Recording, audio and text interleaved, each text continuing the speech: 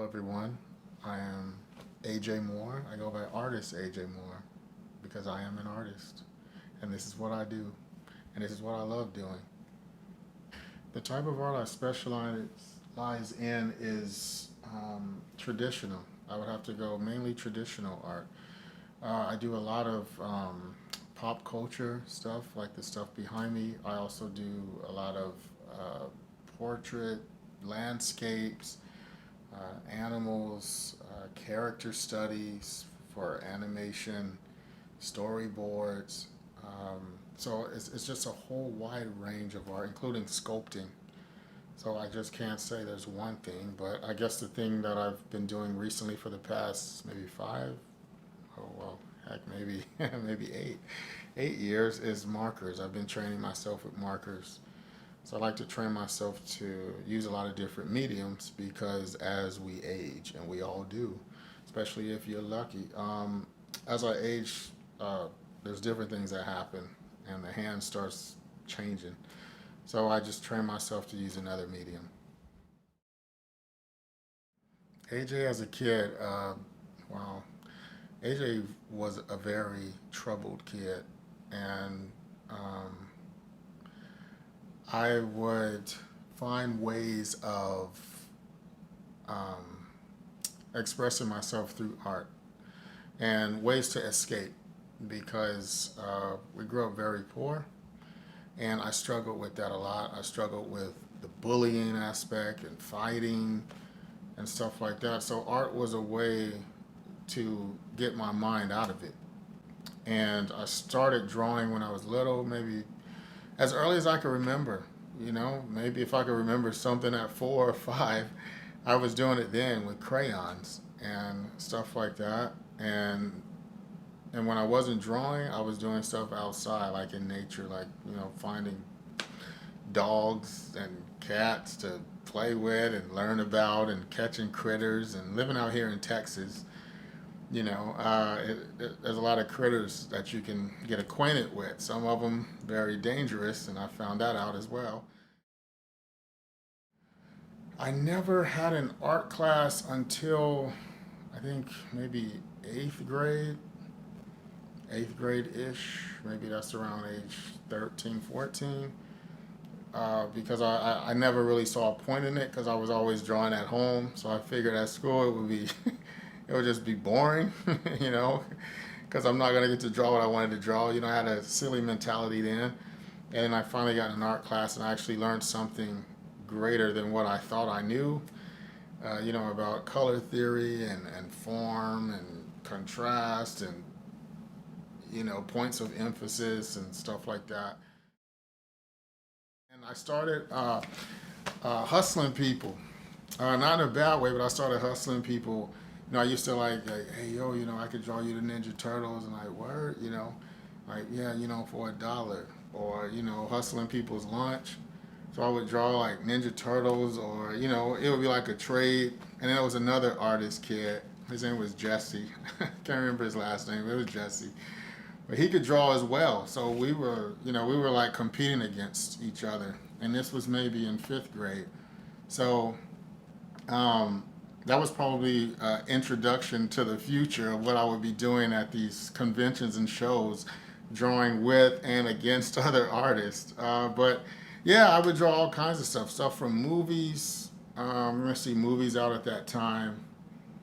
Well, I don't even know if these movies were out at that time, but I watched them then. They were probably out years before because I never knew when movies came out. When you're a kid, you just like, oh, I saw this movie. You don't know if the movie, like, it could be the Ten Commandments, and you'll think the movie just came out when you're a kid, so you don't know the year. But I used to draw stuff from like Bloodsport, um, RoboCop, Predator, stuff that I like, very violent things. Um, which goes back to the bullying. It kind of got in my head like, hey, don't mess with me. Even though I wasn't bigger than a minute, it was always something to draw. So an artist is always in demand, which is good for you young people to know. We're always in demand, no matter what AI tries to scare you away. I would like to say yes, I am. However, I wasn't born here. I was born in Heights, Illinois, and we lived there for a couple years. not long enough because, I don't say pop.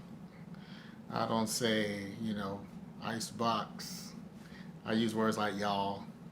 But no, I grew up here, so I'm Texan. The main thing was my mother. My mother supported me because I would draw all the time, and that was frowned upon, big time frowned upon, especially while doing it in church. So in church, I would turn around. I would literally get out of my seat, turn around, face the chair, and the chair where you sit becomes a nice art table. So that was like my first art table, other than using a book. And I would draw, but I could see all the people sitting behind me in the congregation. So I would see these women giving me that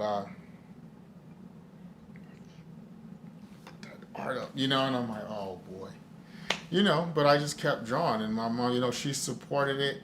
She supported it, and as long as I wasn't drawing on the walls and stuff like that, or drawing, X-rated stuff. That's a whole nother story. As long as I wasn't doing that, it was all good. And then my brother would pose for me like, hey, I need to figure out how to draw people. So he'd sit there, I'm drawing him, and and he would give me ideas. Um, my brother's like my idea guy. Like he comes, he's like, hey man, I got an idea, or he'll see something that I'm drawing, and it's like, well, man, I wouldn't buy that, man. I'm just saying I don't know, you need to change that. So I'm like, oh man, my goodness. Because sometimes I still can't see it from a non-art perspective. I can only see it as an artist. But my brother, he's not a traditional artist, so he can see it through different eyes. And sometimes my eyes are just very tired. So painting didn't come till later. I started with color pencil and regular pencil, just doing pencil work. And I used to do that like for teachers. Like teachers had, hey, could you draw my kid or whatever? And I would use pencil for that stuff back in high school. And I didn't get into painting till later because painting costs money. Pencils were free. And I couldn't always get supplies, so I would, break a pencil. And they still got to keep the other half, and I would have another pencil. So that's one of the ways I got supplies, because I couldn't get supplies because our supplies are expensive. So there was always a way, breaking crayons, breaking chalk.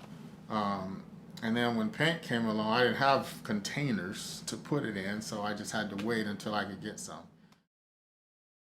I go by the handle Artist AJ Moore because I am an artist, like I said earlier, and in every sense of the word. Everything is artistic to me, else it just don't make any sense.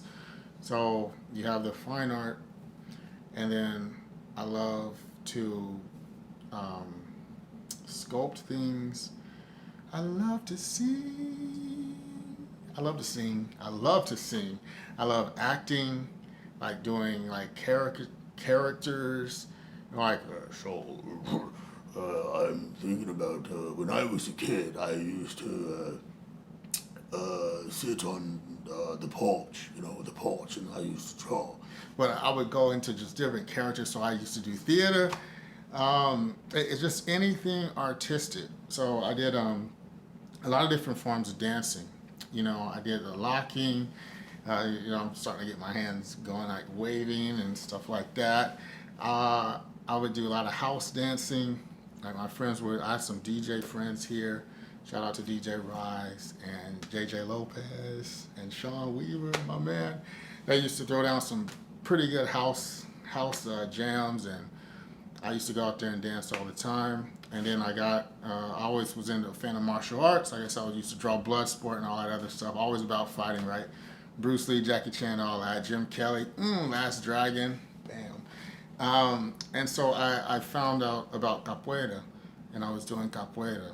And that involved dancing, with the Jenga, the basis for the martial art. And that's the whole art form as well. So there's martial arts, there's traditional arts, there's theatrical arts, and then there's culinary arts. And I love to cook, baby. I love to cook. You wouldn't know it. because I try to keep in reasonable shape, you know. But I love to cook and I love to eat. So I cook like curry chicken, jerk chicken, a lot of Caribbean dishes. Of course, the traditional fried chicken, cornbread, rice. I can make teriyaki, mandarin. All this stuff is from scratch now. I do turkeys, Thanksgiving. We do homemade macaroni, the yams. Oh my goodness. So that's culinary arts. And then I have, I guess, home economic arts. I don't know what you call that.